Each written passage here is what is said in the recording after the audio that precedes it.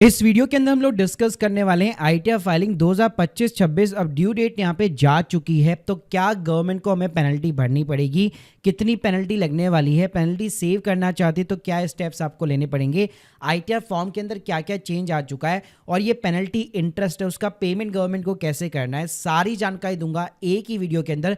तो प्लीज पूरा वीडियो यहाँ पे जरूर देखिएगा। और guys thank you so much आप लोग के प्यार के लिए। आईटीआर सीजन के अंदर हमारे 7 लाख से भी ज्यादा सब्सक्राइबर हो चुके हैं और 1600 से भी ज्यादा कस्टमर्स ने अपने रिव्यूज पोस्ट किए हैं। तो अगर आप एक प्रोफेशनल टैक्स एक्सपर्ट से आईटीआर फाइलिंग की सर्विस लेना चाहते या हमारे प्लेटफॉर्म के थ्रू सीखना भी चाहते, लिंक के अंदर डिस्क्रिप्शन बॉक्स। तो सबसे पहले बात करते हैं कि आईटीआर फॉर्म के अंदर यहाँ पे क्या चेंजेस हुआ है। तो चलिए सीधा मैं आपको पोर्टल पे ले चलता हूँ। तो स्क्रीन के सामने देख सकते हैं, जैसे मैंने यहाँ पे पोर्टल के ऊपर लॉग इन कर लिया है। कुछ खास चेंजेस आपको यहाँ नहीं मिलेंगे, जैसे हम लोग पहले आईटीआर फॉर्म भरा करते थे वैसे ही भरने हैं। वैसे अगर आप लोगों को नहीं मालूम कि आईटीआर फॉर्म वगैरह कैसे भरे जाते हैं, तो चाहे आईटीआर 1 हो, 2 हो, 3 हो, 4 हो, सबके ऊपर मैंने डिटेल्स के अंदर वीडियोस बना रखे।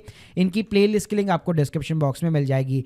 चलिए अब मुद्दे की बात करता हूँ कि आखिर फॉर्म के अंदर बेसिकली क्या चेंज हुआ है। तो एग्जाम्पल के साथ में ले लेते हैं, आईटीआर 1 फॉर्म का ही एग्जाम्पल ले लेता हूं। तो देखिए पहला चेंज आपको किसी भी फॉर्म के अंदर ये मिलेगा जब आप पर्सनल इन्फॉर्मेशन में जाएंगे। तो पहला चेंज आपको ये मिलने वाला है कि पहले आप फाइलिंग जो सेक्शन था वो आपका 139 सबसेक्शन 1 हुआ करता था, उसकी जगह अगर आप देखेंगे तो सिस्टम अपने आप 139 सबसेक्शन 4 यहाँ पे सेलेक्ट कर लेगा।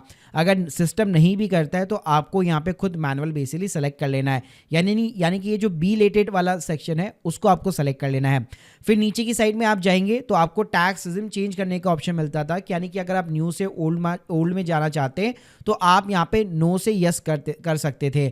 लेकिन अगर आप अब देखेंगे तो ये ऑप्शन आपका डिसेबल हो चुका है, यानी आप जो है न्यू टैक्स रिजिम से ओल्ड टैक्स रिजिम में नहीं जा सकते। अगर आप चाहे आईटीआर 1 फाइल कर रहे हैं, 2 कर रहे हैं, 3 कर रहे हैं या फिर 4 कर रहे हैं, आपको बाय डिफॉल्ट ही जो है न्यू टैक्स में ही अपनी इनकम टैक्स रिटर्न बनानी पड़ेगी और फाइल करनी पड़ेगी। तो आपके पास में ओल्ड रिजीम का जो है ऑप्शन ही यहाँ पे खत्म हो गया। तो बाय डिफॉल्ट ये रहेगा नो और सिंपली आप कंफर्म कर दीजिए। अब उसके बाद में जो दूसरा चेंज आएगा वो आपका ग्रॉस टोटल में आप जो भी इनकम डालेंगे उसके अकॉर्डिंग आपकी पेनल्टी यहाँ पे चार्ज होगी। तो एक यहाँ पे मैं आपको 3 एग्जाम्पल के साथ में समझाता हूँ। जैसे आप यहाँ पे देख सकते हो सैलरी का है, हाउस प्रॉपर्टी का है, रेंटल इनकम का है, अदर सोर्सेज का है। तो ऐसे अगर आप आईटीआर 2 के अंदर जाओगे तो वहां पे भी आप अपना कैपिटल गेन इंसर्ट करोगे, आईटीआर 3, 4 के अंदर बिजनेस इनकम डालोगे। तो एक एग्जांपल के साथ में समझते हैं। जैसे मान लीजिए अगर आपकी 8.5 लाख रुपए की, जैसे मैंने यहाँ पे सैलरी रिपोर्ट कर दी, मैं सिंपली यहाँ पे सेव कर देता हूँ और बैंक का इंटरेस्ट वगैरह मिला के मेरा 7,76,000 रुपए का टोटल इनकम है।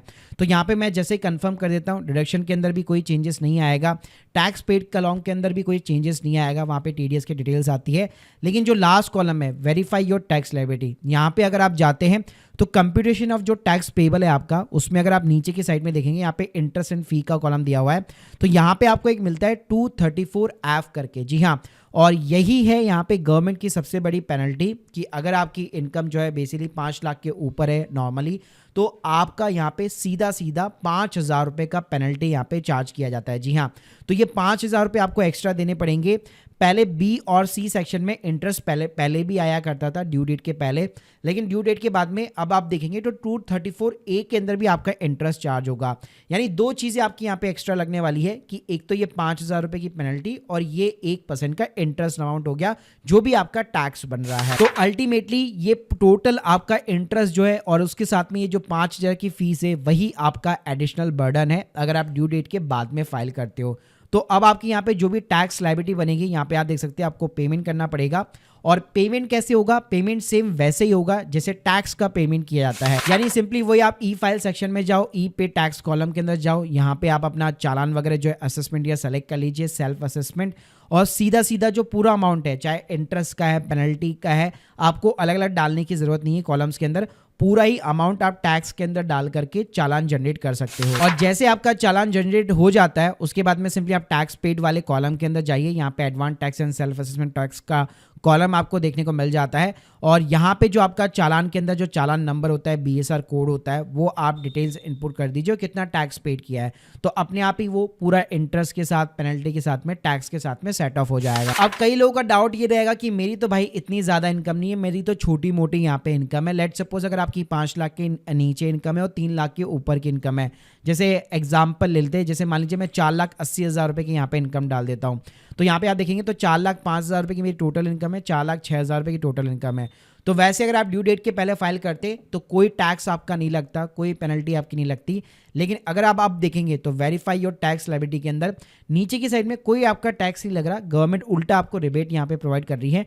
लेकिन 234F के अंदर 1,000 रुपये की पेनल्टी आपको यहाँ पे गवर्नमेंट को पे करनी पड़ेगी। यानी अगर आप एक लिमिट के बियॉन्ड जाते हैं बेसिकली तो 1,000 रुपये है, 5 लाख के ऊपर तो सीधा सीधा 5,000 रुपये का फटका है। तो ये 1,000 रुपये जो है आपको अपनी जेब से यहाँ पे करना पड़ेगा एक्स्ट्रा गवर्नमेंट को, और सेम तरीका है चालान आपको क्रिएट करना पड़ेगा। अब कई लोग कहते हैं कि मैं तो इतनी इनकम नहीं दिखाता, मैं तो सिर्फ 1,000 रुपये की इनकम यहाँ पे दिखाऊंगा। तो मैं बताना चाहूँगा, अभी पता नहीं ये शायद सिस्टम का ग्लिच है, अगर आप 1,000 रुपये की भी इनकम यहाँ पे दिखाते हैं नॉर्मली आपका पेनल्टी चार्ज नहीं होना चाहिए। लेकिन अभी अगर आप राइट नाउ देखेंगे तो देख सकते हैं आप कंप्यूटेशन टोटल इनकम में भी आपका जो 234F है वो 1,000 रुपये की पेनल्टी चार्ज कर रहा है।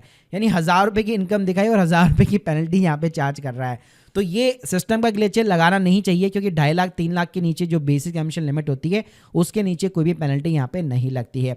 तो ये ग्लिच आज नहीं तो कल ठीक हो जाएगा। लेकिन जो आपका अगर 2.5 या 3 लाख के ऊपर का इनकम है या 5 लाख के ऊपर का इनकम है तो वहाँ पे डेफिनेटली आपको पेनल्टी भाई पे करना पड़ेगा, उसका कोई रास्ता नहीं है। और यहाँ पे एक और चीज़ बताना चाहूँगा, पेनल्टी जो यहाँ पे डिसाइड हो रही है ना वो ग्रॉस टोटल इनकम से हो रही है।